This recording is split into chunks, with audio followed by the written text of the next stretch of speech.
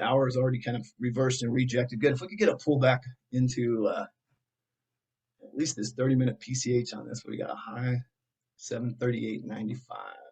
Got the Tesla on. All right, this is one, just don't want to sell yourself short there. I'm going to take a little profits here. We're getting up on this 750. Oh, good $10 in 5 minutes. Paying myself well no matter what. This is a kick-ass trade, right? Looking at the tape, look at how this works. 150, look at that. Boom, they printed them all, every one of them, even after some refreshing. There is no lack of buyers this morning.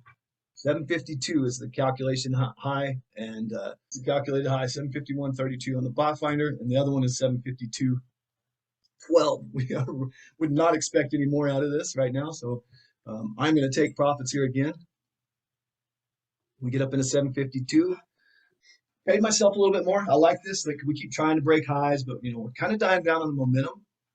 So I went ahead and took profits into that push there again. Try to catch some of that momentum. And